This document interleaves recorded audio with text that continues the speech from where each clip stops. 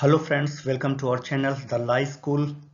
Today we are going to start second part of Taxation Act 1961 in the form of multiple choice question as per examination. Let's start. Question number 51. The term income include the following types of income. Legal income, both, B illegal, and D none of the above. The answer is legal income. Illegal होगा वो jail जाएगा, ED छापा मारेगा, तो income कैसे होनी चाहिए? Legal income होनी चाहिए। 51 का जो क्वेश्चन है उसका आंसर होगा a legal income. 52 question number 52 income includes profit and gains, capital gain, lottery winning, all of the above. ये जो तीनों हेड हैं ये है हमारा इनकम के। इसके 5 हेड होते हैं। Income from house property, capital gain, lottery winning, other sources. So question number 52 answer is all of the above. Profit and gains, capital gain, lottery winning. Question number 53. A tax is payment to government by subject. As you know, the tax definition, tax is a compulsory payment to state government or government, central government. So it's mean compulsory. 53 question number 53 answer is A compulsory. Question number 54. Tax can be imposed by individual, industries, authorities, agency. Tax can be imposed by individual. कोई firm भी होगी तो individual count की जाती है as per income, as per taxation act 1961। Company, HUF, ये सब individual count किया जाता है। Question number 55. Payment of tax is personal obligation of individual है। प्राइम मिनिस्टर कौन करेगा भैया? इंडिविजुअल पेमेंट होगी। The second slide. Question number 56. The famous book written by Kautilya gives clear references about the tax system that was prevailing in the ancient India. Manusmriti, अर्थशास्त्र, C is right, अर्थशास्त्र, written by Kautilya. Question number 57. The aim of taxation is welfare of community, coercion of communities, both A and B, none of above. That is the main aim of taxation is A, welfare of community.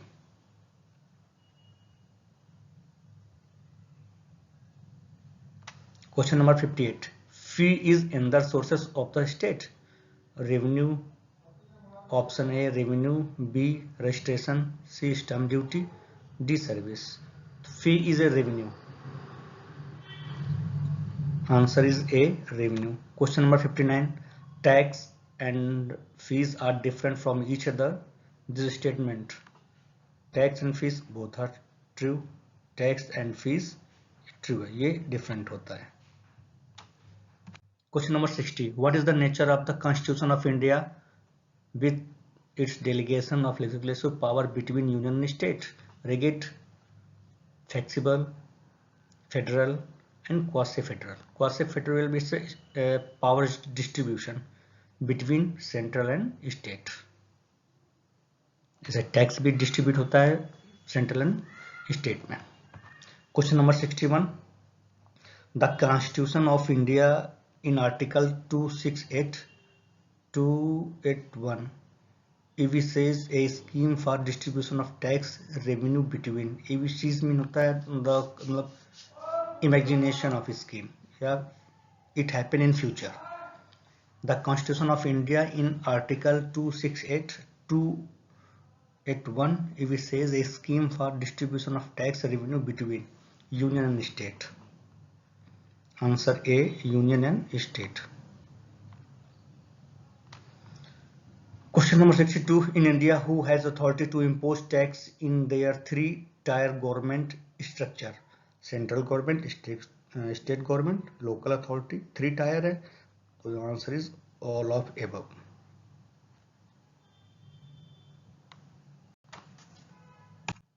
Question number 63. What is the meaning of Q pro Q? Q pro personal must be tax. Q pro mean होता barter system, something return. The answer is something return C. Q pro Q pro Q in taxation terms के हिसाब से होता है barter system, something return. कुछ दो कुछ उसके बदले मिलेगा. गवर्नमेंट सेंट्रल गवर्नमेंट टैक्स हम पब्लिक से लेती है, वो वेलफेयर स्कीम के तहत फिर वो रिटर्न कर देती है.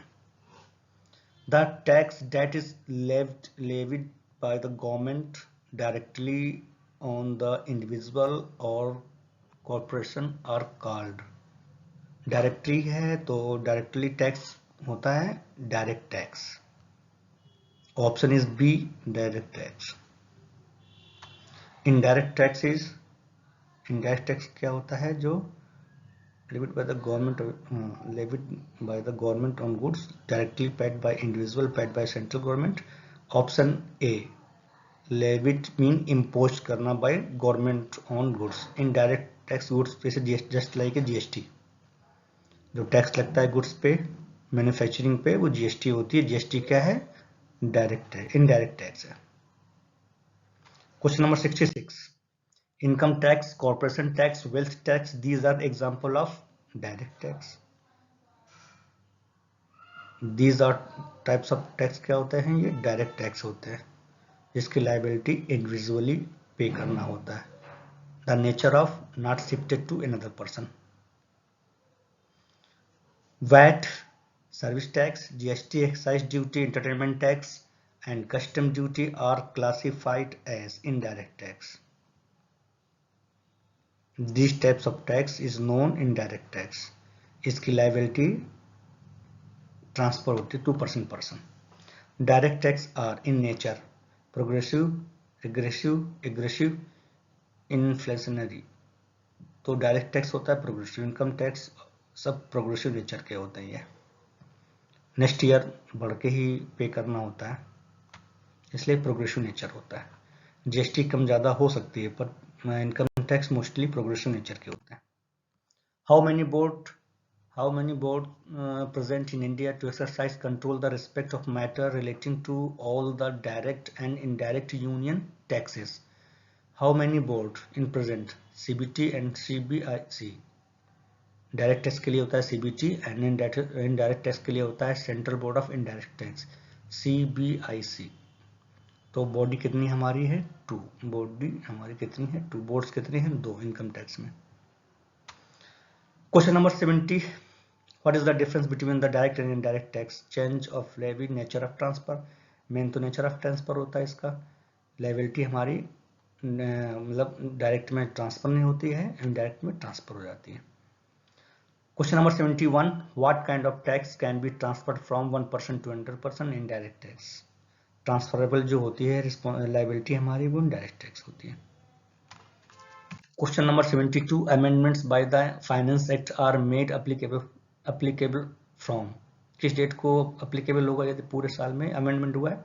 First day of next financial year, first day of same financial year, last day of same accounting year, none of the above. First day financial year mean 1 अप्रैल से अप्लीकेबल होता है कोई भी अमेंडमेंट होता है.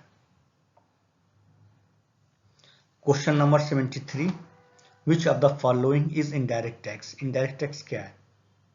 Income tax, wealth tax, corporate tax, these are the direct tax. बचा sale tax. Sale tax हमारा क्या है? ये इनडायरेक्ट टैक्स है जो जीएसटी में इंक्लूड होता है. Income tax is collected on all types of income except. Income tax is collected on all types of income except agricultural income, industrial income, capital income, household property. Industrial income ये हमारे collected होता है. तो एक ही हमारा tax बचा agriculture, जो ये एग्जेम्प्टेड होता है अंडर सेक्शन 10, सब सेक्शन 10 के अंतर्गत. जो सेक्शन 10 है इसमें एग्जेम्प्टेड अमाउंट डिडक्शन किया जाता है. उसमें एक हेड है हमारा एग्रीकल्चर इनकम भी है, और दूसरा है कई है हाउस रेंट अलाउंसेस भी है, उसमें प्रोविडेंट फंड प्रीमियम भी है LIC की. ये चीज़ें हमारे सेक्शन 10 में आता है. तो सेक्शन 10 सब सेक्शन 10 में agriculture income. Question number 75. As per the definition of income, the income includes the following: profit and gains, dividend share, voluntary contribution received by trust and created. All of the above. As per definition किस में दिया गया है? Income section 2 subsection 2(4) income के head दिए गए हैं। तो हेड में profit and gains, dividend declaration, voluntary contribution, ये ऑल ऑफ एबव होगा। ये सभी हमारे इनकम में है, कंप्यूटेशन ऑफ इनकम में आता है ये सब। Question number 76. The period of 12 month commencing on the first day of April every year and ending on 31st March is called the financial year. Previous year जो जिसमें काम करते हैं उसको प्रीवियस ईयर बोलते हैं, जिसमें टैक्सेबल होता है वो फाइनेंशियल ईयर होता है। Previous year means the financial year are immediate proceeding the assessment year. जिसमें प्रोसीडिंग होती है उसको असेसमेंट प्रीवियस ईयर बोलते हैं, फाइनेंशियल ईयर असेसमेंट ये। Question number 78. Which section of the income tax act exempted incomes from have been mentioned?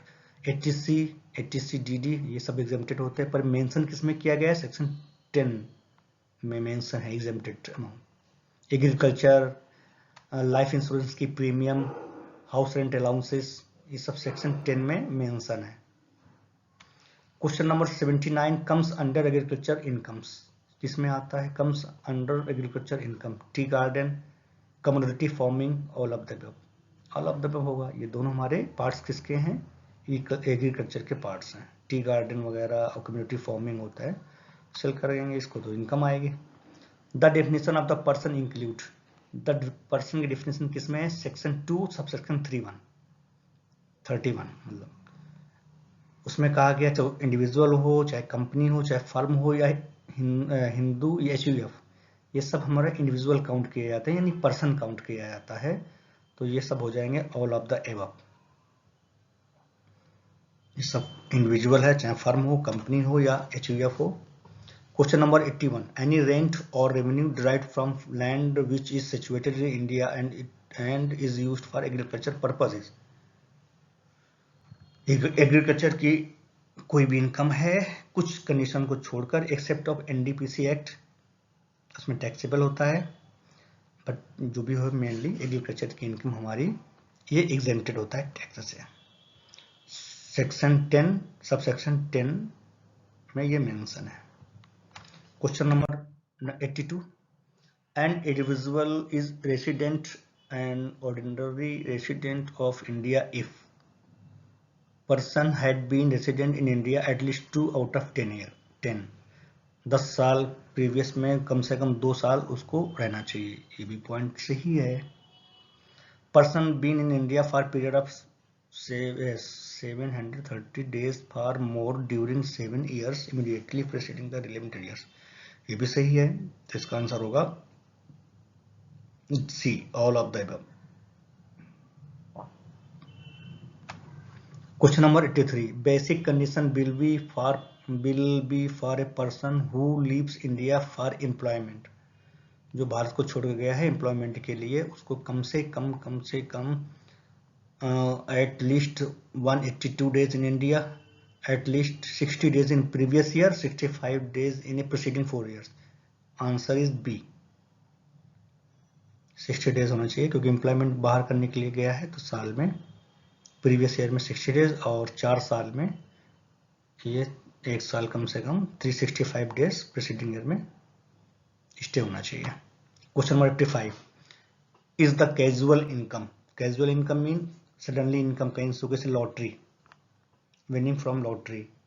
Dividend में तो हम भाई पहले शेयर परचेज करते हैं, मुझे मालूम होता है कंपनी को बेनिफिट होगा, प्रॉफिट होगा, तो उसका कुछ डिविडेंड मिलता है शेयर होल्डर को। तो suddenly income, casual income, winning from lottery. Question number 86. Mister A partner of messrs ABC is accessible as, firm है, बिल्कुल है, इंडिविजुअल है, बॉडी ऑफ इंडिविजुअल है, एचयूएफ है, ये इंडिविजुअल में काउंट किया जाएगा। कोई भी फर्म है तो as per taxation act 1961 person यानी इंडिविजुअल में काउंट किया जाता है। एचयूएफ है, एचयूएफ भी जो करता होगा उसको 1% काउंट करके टैक्सेबल होता है, इनकम कंप्यूटेशन में काउंट किया जाता है। Question number 87, the salary of member of parliament is taxable under the head. Salary of MP, जो सैलरी एमपी होती है, salary the salary of member of parliament, MPO की जो सैलरी होती है वो टैक्सेबल किसके अंडर आती है? ये सैलरी भले ही जो बाद में एग्जेम्प्टेड हो, पर ये सैलरी में उनकी सैलरी शो होती है। The payment of gratuity act Kemps into force in, gratuity act आया था 1972 में, और उसका आया था क्या बोलते हैं पीएफ का 1925 में। Question number 89, in accordance with the provisional of section 71 it's mean income tax act 1961 the term salary include किसको किसको किया जाता है? ये हेड है इसकी, एमटी पेंशन ये भी सैलरी में काउंट किया जाता है, ग्रेजुटी को भी काउंट किया जाता है, दो ऑल ऑफ द एबव भी होगा इसमें, हाँ फी भी कमीशन ये चीजें। Answer is all of the above, answer is D.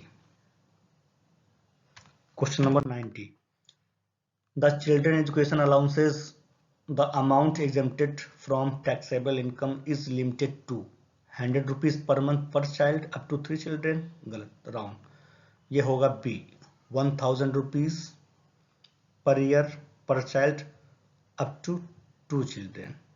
4 भी बच्चे होंगे पर 2 का ही मिलता है, तो ये होगा 1000 rupees per year. Question number 91, the entertainment allowances is applicable to, entertainment allowances is applicable to,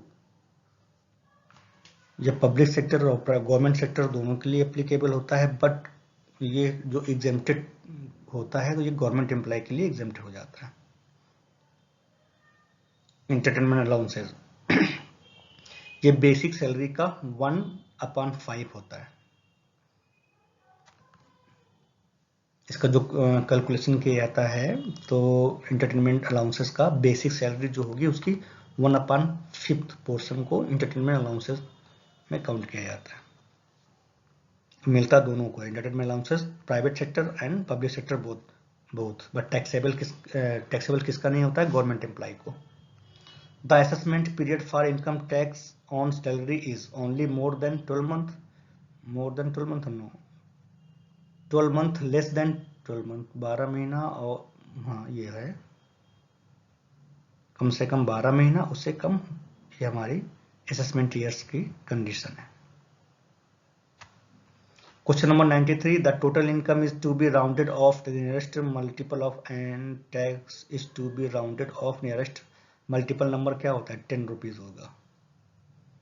कुछ पॉइंट में हो, कैसे मान लो 1000.56 तो उसको मल्टीप्लाई मतलब 10 से कर दिया जाएगा, तो ये राउंड फिगर 10 से मल्टीप्लाई करते हैं। Question number 94, the house rent allowances HRA under the salary head of income tax is given, income tax is given HRA, HRA हमारा 13A में है, जो एग्जेम्प्टेड में दिया गया है ये HRA सेक्शन 10 सबसेक्शन 13A, और एग्रीकल्चर को दिया गया है section 10 subsection 10। Question number 95, income chargeable under the head profit and gains from business और profession is covered under section 23 नहीं, सेक्शन 25 नो, 24 नो, हाँ ये प्रॉफिट एंड गेन्स जो भी है income chargeable business profession is covered by section 28। Question number 96, the provision of the provision for the set off and carry forward of losses in income tax act 1961 is given under section 65-75 में ये हमारा carry forward का provision है। Question number 97, the deduction of life premium contribution to provident fund will be done under the income tax act. Life premium insurance ये 80C में के अंतर्गत आता है, और 80D मेडिकल के लिए आता है। Question number 98, minor income is clubbed to father income, mother income, father's income या mother income, which is greater? See minor की इनकम जो फादर इनकम में मतलब क्लब्ड की जाती है, या चाहे फादर की इनकम ग्रेटर हो या मदर इनकम, दोनों में से एक में क्लब की जाती है। ऐसे मोस्टली फादर इनकम में ही क्लब होती है। Question number 99, what of the following tax is abolished by GST in India? GST जब से आया तो किसको अबॉलिश किया है? कॉर्पोरेशन टैक्स, इनकम टैक्स है, service tax, goods and service tax, तो इसको अबॉलिश किया है। अब गुड्स पे सर्विस पे जीएसटी आ गया है। Question number 100, GST is a kind of indirect tax.